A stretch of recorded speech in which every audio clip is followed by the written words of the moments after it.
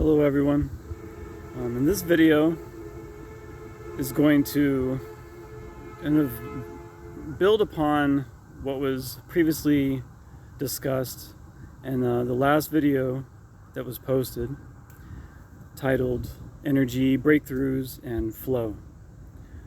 Because there is so much information, so much knowledge on this topic. It's a very broad topic, very broad practice.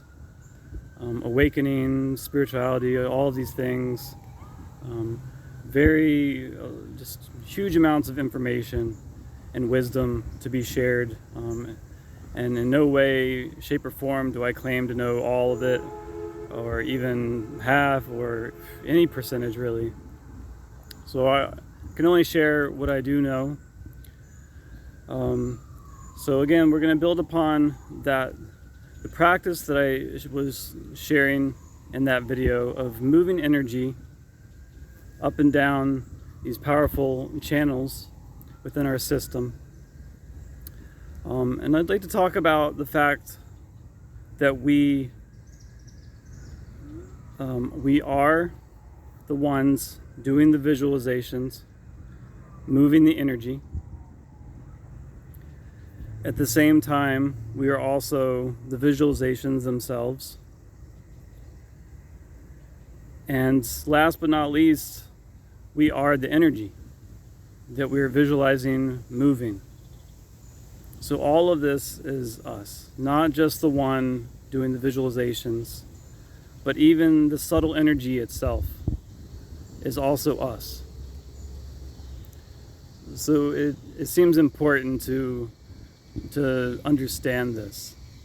When we're moving energy, when we're doing these practices, really the main reason why we're doing these practices is to become more aware of that subtle energy, that intelligence that is us. So not just the body, not just the mind, but the more subtle, ethereal aspect of what is happening. And also the main purpose of moving this energy up through the spine. We didn't really talk about that in the last video. I mostly just shared the practice and various things. But the main reason why we are guided to do this in the first place is to get our energy to expand into the cosmos. We don't want to just keep it individually to ourselves, trapped in this time and space, or however we look at it, in this experience, in this individual. But we want that energy to be free, to flow, and to connect deeply and become self-realized that we are not just an individual, but we are also a cosmic self as well. Having an individual experience, but still at our core, we are at one with that cosmos.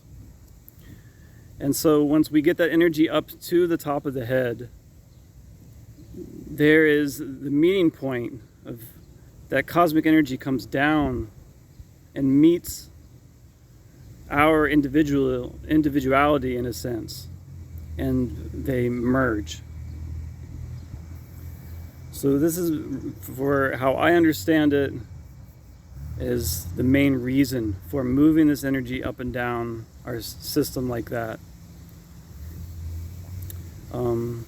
And again, everyone may have very different experiences with this.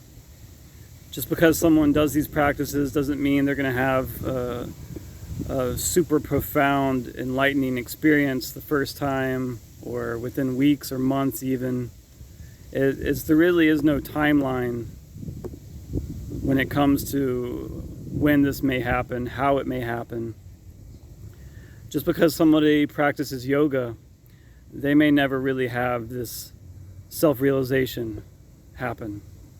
They may enhance their life in various different ways, for sure. They may become more aware of themselves, but the full self-realization process may never happen to them in this lifetime, even if they are practicing yoga. Whereas other people who never even practice yoga or never even do such practices as moving the energy, up and down the spine, they may still experience an awakening. So it's all just not random, I don't think is the word, but it just happens the way it needs to, almost regardless of whatever we might do. So surrender is oftentimes the best way to go about any of these practices. Furthermore, what was shown last time, while this individual was moving energy up and down, the various physical reactions, and I know a lot of people are also experiencing this, and they don't have any knowledge of Kundalini or of the possibility of these kinds of things happening. So there's cause for alarm, for fear, uncertainty, because things start happening to them while they're just meditating, or doing yoga, or doing these practices. Various different things may trigger it, and they start having these physical, emotional experiences and sensations that they can't explain. And science is not always able to explain them either. They may be getting better and better at it as they enhance and expand their awareness and consciousness. But as of right now, it's very difficult to explain a lot of these sensations and experiences that one may encounter through the awakening process. So some information that we can go over is I've been studying more of Eastern practices over the past several years. And the term Kriya, K-R-I-Y-A, is a form of that emotional or physical reaction to energy moving through us. When the energy that is us encounters blockages, for instance, it can sometimes be very powerful, a force to blast through those blockages. And the body and the mind kind of just react to that stimuli. It's very similar to any time you may hurt yourself or you get scared by something and you jump. Anything like that is just a reaction, a very normal reaction to stimuli. And these can be, as was shown in the previous video, they can result in physical movements. I've gotten to the point where my head just kind of shakes back and forth, my arms and limbs will kind of twitch. Back when I was doing it even more intensely, when I would lay down, I could get, the whole body would sometimes convulse. And it would not, what's the word I'm looking for? It was not a seizure. And it seems very important to distinguish between having a seizure and a convulsion or a spasm. Because when someone's having a seizure, there is perhaps a very serious health issue there. And the individual is not consciously aware. They have lost consciousness when they're having a seizure, from what has been told. But a convulsion or a spasm is the individual is still very much aware of what is happening. So that is the big difference between the two. And there is not always a health issue regarding something like a convulsion or a spasm. The other thing that seems important to share too is that I am not a healthcare professional or any kind of professional. So I do not tell people, I do not recommend not going to see a doctor or a professional healthcare worker if you think you need to. That seems to be something that needs to be addressed on an individual level for sure. If you're having extreme symptoms and they're disrupting your life or even causing health issues, mental, physical, emotional, then seeing a doctor or a professional is totally up to you. But if that is not the case, if there's not a serious health issue arising, then simply not judging the experience, not judging the sensation is oftentimes the best way to deal with these things. I know like a year or two ago, when I was very deep into doing this and doing it very often, the practice of moving energy up and down and all around, it was causing some very intense experiences and sensations. And they would sometimes either frighten me or upset me, really upsetting the ego. When I say me, I mean the ego, that part of me that did not understand, that was trying to judge the experience, and that couldn't just let it happen, let it come and go. So if you are experiencing some of these various symptoms, the best advice oftentimes is to simply observe it and let it happen without attaching yourself to it, without saying, oh, I don't like this, or I do like this, just letting it all come and go, letting it flow. And that way you are flowing with it, and it all acts as one.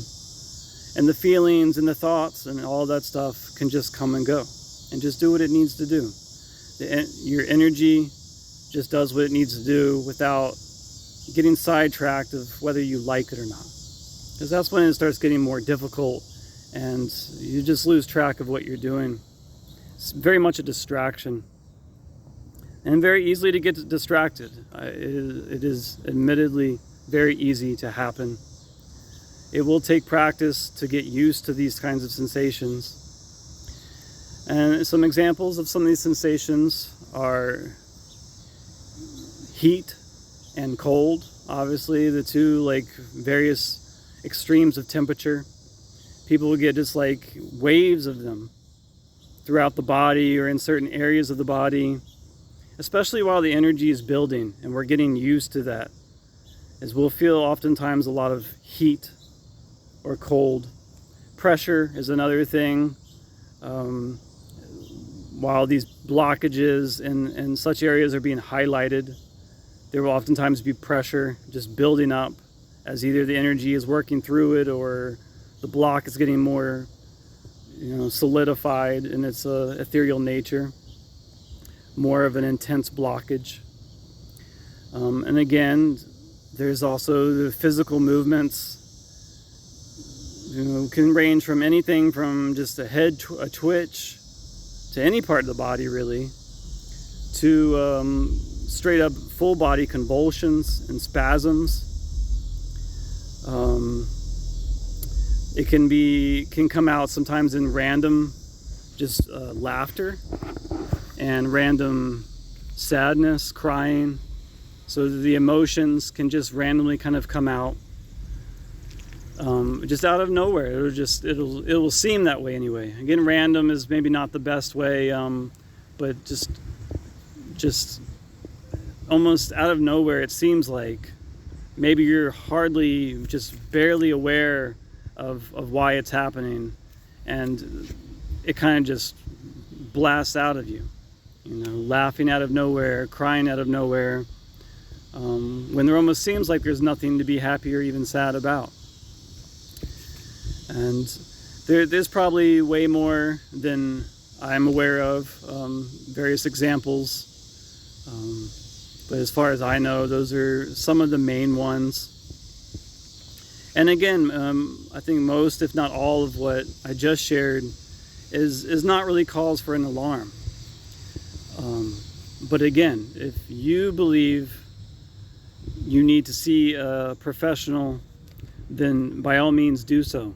If you need to do that for your peace of mind, or if something is seriously wrong physically, emotionally, or mentally, and you don't feel equipped to handle it by yourself, and you don't have someone you can go to for guidance or support, then by all means seek out some kind of professional, whether for your physical health or mental health or both. So do it as you feel guided to do it. That's a very important step.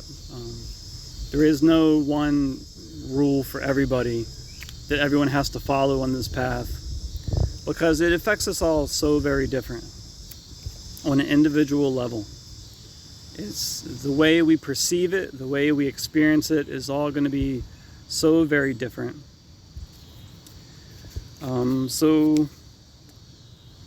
Yeah, I think that's about all I wanted to cover in this video. Again, mostly just to build upon the previous video. So if you haven't watched that one, do so if you feel guided to. And you'll be given a practice in which you can help move the energy throughout your system. And again, this really just helps us to become more aware of not only the energy and those words and terms, but of our more subtle nature, this divine intelligence that is already there, that many of us go through life without ever really becoming aware of. So if you're encountering some of these symptoms, or if you're merely curious about any of this, just allow your awareness to continue growing. Allow that curiosity to continue growing, and continue paying attention to the very subtle. The body is very important, the mind is very important, but what is subtly happening is so very important as well. And it's just not something that we're often taught and shown and made to be as important as the body and the mind is. But without acknowledging and being aware of this other aspect of our being, it definitely leaves us feeling a bit at a loss, feeling like we're only half alive, if that. Because without the subtle energy, there is no life. It's not just about having a body and a mind. It's about really having that divine intelligence that's running the body and the mind. That intelligence that's behind everything that's happening, that's beating our heart, that's pumping the blood, that's using our lungs, the brain, everything in unison. So again, these practices are about getting in touch with that true nature of self-realization. They're not about having experiences and sensations, and that is something we definitely need to be consciously aware of, not getting trapped in them, not getting distracted by them, allowing these sensations and experiences to come and go without attaching to them. And again, getting into that divine intelligence, the self-realization that we are all of this, what we can see, what we cannot see, what we can feel, what we cannot feel. Just because we're not aware of it yet does not mean it does not exist. It simply means we're not aware of it yet. And we have the opportunity to become aware. And that is a wonderful thing that we all should take advantage of when we feel the time is right, or when rather the divine intelligence feels the time is right. Do not resist it. Do not force it. Just pay attention, and when it happens, it happens. Hope you all enjoyed this. Take care.